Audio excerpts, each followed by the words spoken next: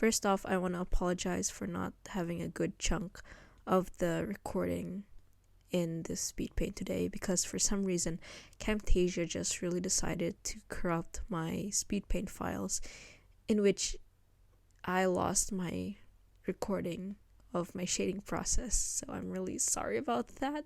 I hope it doesn't happen again. I did everything I can. There's just no recovering it. But anyways, I hope you guys still understand and enjoy the video. Thanks.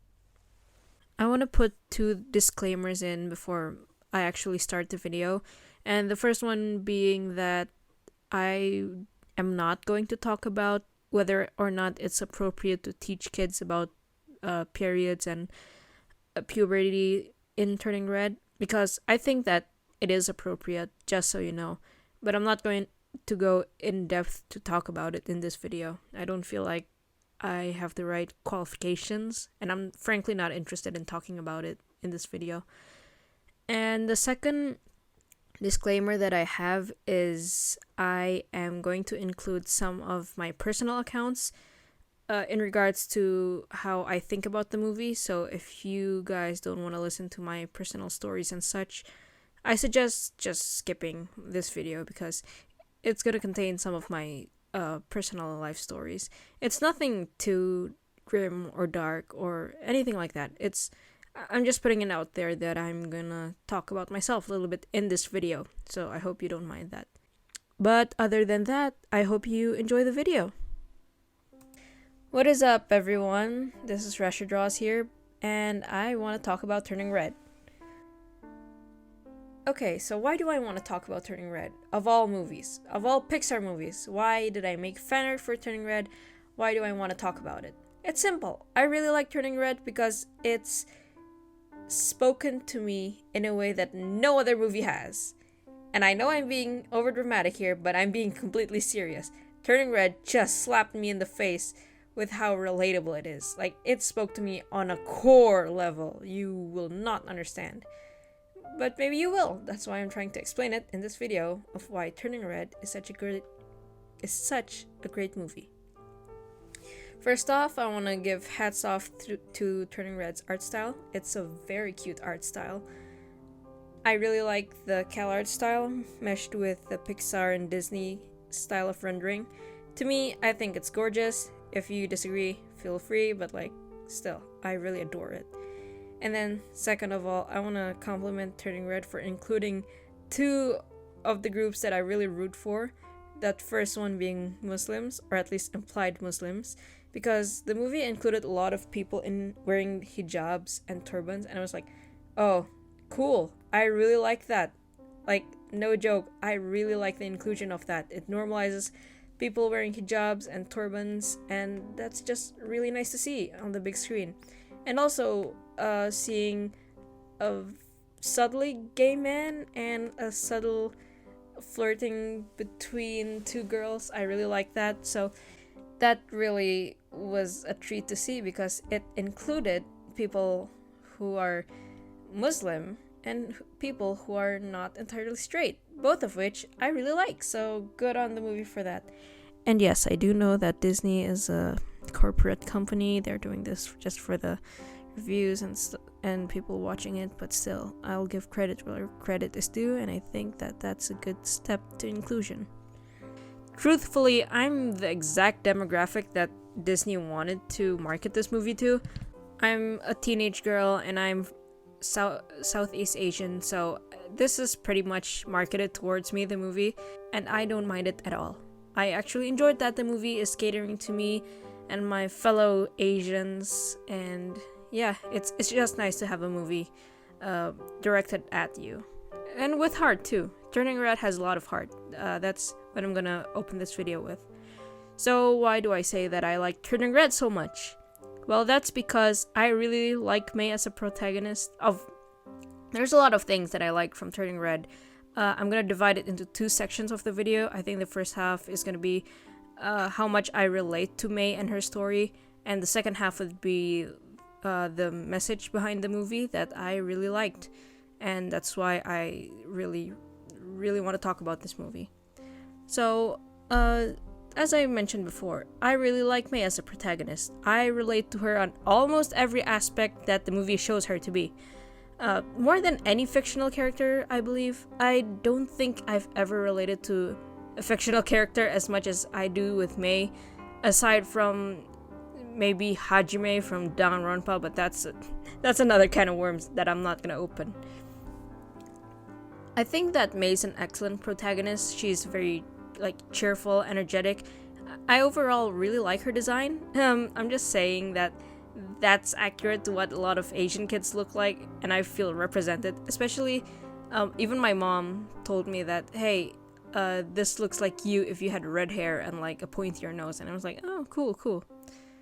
So I have a lot of similarities to May, some of which being my family. My family is exactly like May. May's mom, her name is Ming. She's a strict, overprotective mom who's like sometimes really overbearing over May, and like she can be a little bit too snoopy and she's just looking out for her little girl. That's what she wants to get across to people, and I get that. My mom is also very much like Ming in a lot of places. Particularly that Ming and my mom are both like the matriarchs of the family. They're like the one outspoken person out of a family of 3. And might I add, I too come from a family of 3. I'm a single child. My mom is really, really opinionated and calls the shots, just like Ming. While my dad is a lot like Jin. Speaking of my dad, the way that this movie portrays Jin is so good to see. Like, how often do you see in movies the mom being the outspoken one and the dad being like the quiet yes ma'am kind of guy? Like, I guess you can say that's the case with Brave, with her family dynamic, but even then the dad is like loud and kind of crass sometimes.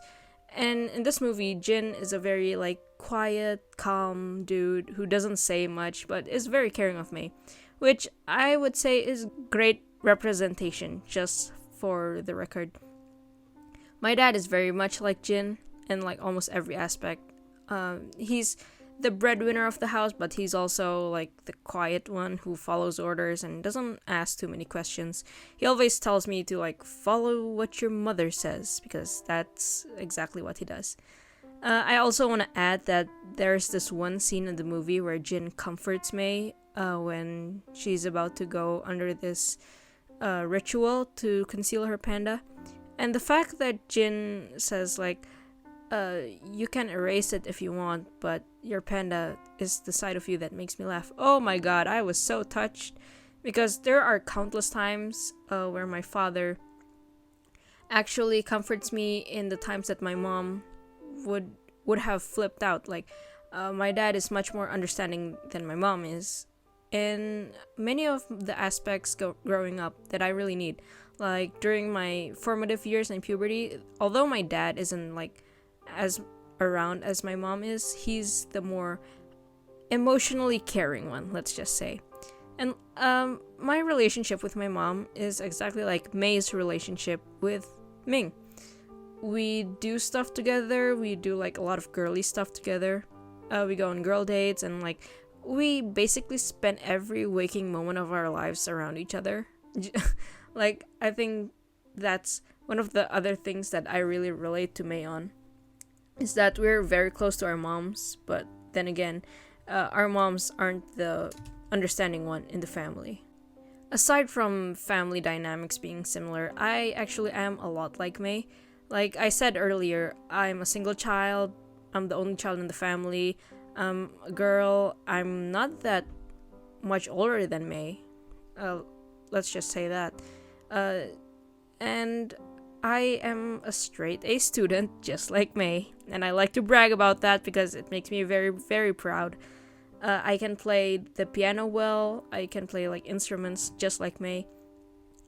I'm pretty good at English, like as a subject, I'm good at English, and I can speak a little bit of Spanish, which in the movie they show May speaking French, which is like the Canadian equivalent of Spanish in America, which I find it's like looking at your teenage self being filmed on screen.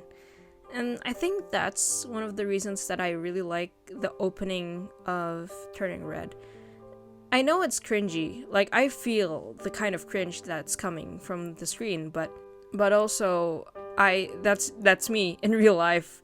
Seeing that, I went like, oh, that is exactly me, shameless and just plain out opinionated and just a little bit annoying to some people, like the movie even brings up. But I don't mind it. It's an accurate representation of me. That's why I connect with May so much, not just because of the looks or the family dynamics, but even down to our personalities. We're kind of similar. The only difference between me and May is that I don't have a lot of friends, and I can't turn into a red panda, unfortunately. Speaking of May's friends and relatability, I want to bring up something that I found really, really funny about the movie. So there's a few scenes where May's friends and her like fangirl and idolize these boys that are in a group, like a boy band, basically. They idolize them so much, and the boy band's group name is Four Town, even though there's 5 people. I find that oddly like true to life, because a lot of people, especially in my generation, the teenagers nowadays, they fangirl and idolize over Korean guys and like Korean boy bands and even American boy bands. Let me not like specifically call out the K-pop stands, but the girls in the movie fangirl over Four Town, and the girls in real life fangirl over BTS, 17, and like other Western boy bands that I have no idea who they're named. And I genuinely thought that it was a commentary on society today, like in 2022 or something, or at least after 2010s, I guess. But a lot of people recalled and even said, oh, it's just like us back in the days, singing along to the Backstreet Boys and like dancing along to their song. And that's genuinely surprised me, because turns out that was referencing to the 2000s when the Backstreet Boys were around. I'm far too young. I'm not far too young, but I am too young to really know who the Backstreet Boys are. I have no idea, if I'm being honest, and I'm not too interested. But it just shows that whether it's 2002 or if it's 2022, teenagers still say the same. They still fangirl over guys and like idolize them and go to concerts and all that, which I think it's nice. It's cute. It's nothing wrong with that. Absolutely great. Do what you do and like fangirl over whoever you want to. I'm here to support you, as long as like it's not a pedophile or something. And there's a few scenes where May and her friends are recording herself and them on a video camera, and my immediate thought was, it's just like kids recording themselves for social media, specifically TikTok. And again, it just shows that this movie, even to the modern age nowadays, it's still relevant. The stuff in the movie still happens today. And that's why I feel like Turning Red is endearing in that way. And it's still important because some of the issues being talked about in the movie still are issues that we have today. Okay, so I want to talk about another scene specifically that made me cackle like a madman, because I was watching this with my friends at school, because we had a substitute and we got to watch this movie on the large screen, because obviously the teacher's out, we had nothing to do, so the teacher told us to just watch a movie, any movie that we picked, and so we picked this. So let me mention one of the scenes. So May has a crush on this dude that works at a convenience store, and her friends also have a crush on him, which I completely get. It's like someone who's a little bit older and like looks cool. I've been there before. Here's the thing that made me cackle out loud, embarrassingly. May was doing her homework in her room, and she was sketching away, just drawing, and then she drew this dude. And then she's like, oh my god. And it's while she's drawing him in this like more dreamy, sexy, not even sexy, in this like dreamy, romanticized way. And then she goes and rolls underneath her bed, and then she erases a little bit of the sketch that she initially made, and she drew herself in it. And the face that she makes when she successfully draws herself and this dude, it was so hilarious. I'm putting it on screen right now. Like, look at that face. Tell me you haven't made that face before. Like, when you were like doing something that you'd kind of deem quote unquote inappropriate, but it is appropriate, especially in May's case. To me, it's just so funny, and I still make that face to this day whenever I'm drawing something like more risque or like more lovey-dovey. The animators really captured that kind of emotion, and it's so relatable because when I was 13 or 14, when I first started drawing seriously, at least like characters interacting with each other, I drew stuff like that, and I was like, holy crap, this is so me. This is exactly my face and my reaction to me drawing stuff like that for the first time. It's so good. This movie is so good.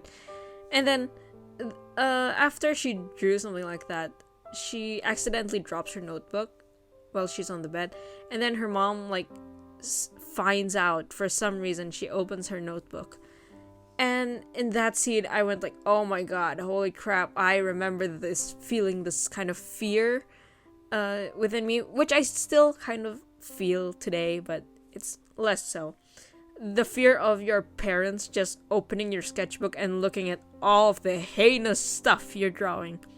And in my case, when I was 13, obviously it wasn't as heinous as as my drawings now, but you get the feeling. And then in the movie, Ming like scolds May, and then she brings this sketchbook. No, she brings the drawings of that May made, and then she showed it to the convenience store guy, and then she basically yelled at him, telling like, don't you ever touch my daughter like that again, you're so inappropriate, stuff like that. And she basically chews the guy out for influencing May the wrong way. And let me tell you, when she had that reaction, I felt so attacked. Like, I knew my mom would feel so attacked if she were to watch the movie with me. Because back when I was 13 or 14, I forgot, I drew two characters nuzzling each other, like nose to nose. It's not even a kiss, mind you. It's a cute, fluffy, wholesome scene of two characters nuzzling nose to nose, holding hands. And then I showed it to my mom, right? And then she said, don't ever draw something like this again. And then she basically scolds me for drawing two characters reacting to one another romantically. Oh my god, the scene where May got found out by her mom. It was so relatable. Ming's reaction to her drawing was relatable because it happened to me and my mom. And unfortunately, because I wasn't drawing, well, fortunately maybe, because I wasn't drawing an actual guy, I was drawing fictional characters. She blamed it on my usage of the internet and how, the internet is corrupting my innocent daughter. Now she's drawing people nuzzling. What a world we live in. Stuff like that, basically. And that really hit me close to home. I'm not gonna lie. That's one of the scenes that you just don't see in movies often.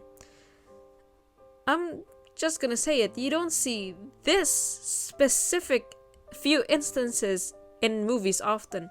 You don't see this kind of family dynamic. You don't see a matriarchal mom. You don't see a girl who's exactly like May on screen that often. And the fact that out of 15 years, if I'm correct, like I'm not 15, I'm just saying, over 15 years of my life watching movies and such, I never saw this kind of specific scenario get played out, especially in Disney movies. So, because it did play out in Turning Red, I latched onto this baby and held on tight because that is exactly my experiences being put on screen. And I'm shamelessly like it. It's representing me. It's representing a lot of people who have similar situations to me. And I think that's really, really beautiful. It's something that we should celebrate and like remember for a while. At least I will, because it really stood out to me. And also, I want to address one of the criticisms that Turning Red got. People say that like, oh, Turning Red teaches kids to hide stuff from their parents. How could they? That's such a bad message to send to kids. And listen, let me just tell you, okay? Come close, come close. Let me whisper in your ear. We will hide stuff from you regardless of this movie. Okay? As a 13 or 14-year-old me at the time, and even until now, I still hide my stuff from my parents. It's not because of this movie. It doesn't teach kids to hide their stuff. They will hide it regardless of this movie if you are not accepting of their stuff. Do you understand? Let me just remind you, it is human nature to hide stuff from your parents. Like, older people who are giving that exact same criticism, do you not remember when you were a teenager and hiding inappropriate stuff from your parents too? Like, you would be lying if you said that you never did that. I call bullshit. You must have hidden something from your parents. Or else you're just lying to yourself, honestly. But that's besides the point. On a more serious note though, I want to talk about Turning Red's message. And why this message seems to stick to me a lot. So basically in the movie, May embraces her panda side. This panda represents, of course, her maturing, having her first period, but it also, to me, I think, it represents her passion for life. She gets excitable, she has fun with people in her panda form. And mind you, there's a scene in the movie where she is trying to conceal her panda, and she does it in a way that's like basically repressing her emotions to act like a robot, or in the eyes of a lot of parents, a proper lady. And I think that's just sad. If I understand a lot of kids have to go through that, and a lot of kids have to conform to that, but that is just sad in my opinion, because kids shouldn't have to repress that side of them.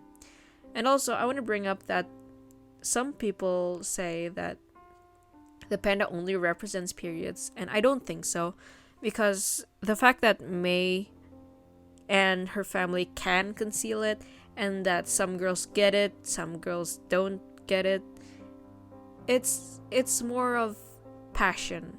It's a symbol of passion, basically, is what I'm saying. Some girls are more passionate than others. Some can repress it even all the way up into womanhood. And I think that the culture of repression, especially in the eyes who are older than you, they think repressing your emotions is a good thing and that you should do it. I don't believe that. I feel like repressing yourself and your passions is a very, very bad thing, because it'll manifest in so many worse ways. It'll either squish down and just explode one day, or it'll just bottle up slowly, and one day it'll pour over very subtly, but it'll just keep on going. And both of those are not good. So one of the things I realized was that when I was younger, I used my drawings as a form of escape, as a coping mechanism when I get stressed or something like that. And it's important that you let your kids express themselves, especially if it's not harming anyone. You definitely should. They have to cope somehow, and you just don't want to put that kind of stress on your kid. They can be perfect. They can be perfect and also have passions. Like May in the end of the movie, she still helps out with the temple. She still has good grades, but she also gets to play with her friends and get her panda out a little more. Let it breathe some fresh air. And I think that's really good. As a message, Turning Red carries over the theme of you shouldn't erase the quote-unquote imperfect or impure sides of you. You should just embrace it, because it's a part of you, and the more you repress it, the more you lock it away, the more it'll fight back. It'll just make you absolutely suffer. Speaking from personal experience here, I used to really fight myself just to not let that side of me out. And it manifested in so many horrible ways, I'm just saying. And nowadays, when I'm older, I do let those feelings come out. I express them in as healthy of a way that I can. I'm not saying that I'm perfect and that I always express them in good ways. I'm just saying I express them the healthiest way I can. And it's doing wonders to my mental health. It's much healthier than having to keep down your passions locked deep inside of. And this is why I drew a grown-up May in my fan art today. Because I feel like even 4 years later, I'm 4 years older than what May is in the movie, I still felt very touched by the message. As a kid, I used to fight myself to just keep that panda inside of you. Don't let it out. It's a constant battle between myself and my panda because, on the other hand, I felt like, dude, just let me out. The world isn't gonna end or anything. And now that I'm older, I came to the conclusion that you have to find a balance within yourself. Find a way to express yourself, but also keep up whatever standards that you hold yourself to. Don't go off the rails and do something stupid or destroy some stuff. But the theme of the movie and the message that is saying, accept your imperfections, your impurities, and embrace your passions, that just really stuck to me. Like, I doubt I can do it justice, just how much this movie means to me. Because it really does. As someone who doesn't get represented as often in media, in Western media to be specific, this was really specific in how it showed its story. And that specific scenario just so happens to be my specific life story. So it just means a whole lot to me. And hopefully it means a lot to a lot of people around the world too. A lot of girls going through puberty, and maybe some older people like me. We can all agree that this movie is good. It represents us in ways that no movie has ever had before. I find that very beautiful from Turning Red, which is why it just makes me a little bit sad each time I see people trying to cancel Turning Red or like just speak so badly about it, because it means so much to us, to a population that's not usually shown in media. But on a lighter note, I do want to call out the the one specific thing that I think Turning Red is unrealistic about, and also Encanto is unrealistic about. And it's not the magical house or the turning into a panda part. It's specifically that one scene where the mom or the grandma just apologizes to their young protagonist for basically scarring them. Like, that is so unrealistic. No Asian mom in their right mind would ever apologize to their daughter like that. Please, come on. But aside from that, I'm not saying that the movie is perfect. It definitely has some flaws. It could improve in some parts. Overall, I really like Turning Red. I'm gonna give it an 8.5 out of 10. I don't usually rate movies, but like this time, I think I have to. So yeah, that's my opinion on Turning Red. What's your opinion on it? Tell me what you think about it. Do you like it? Do you hate it? Do you want to talk about puberty? If you're like younger than me, then why are you watching my channel? But hi, maybe your big sister Rasher can help you through life and like get through your struggles or something. But overall, all I want from this video is to spread positivity about the movie, share a little bit of my experience, and just, have fun. So, hope you guys enjoy the fan art. I'm showing the finished illustration soon. And yeah, that's all I got for you today. Hope you guys have a good day. Take care of yourselves. Love you guys.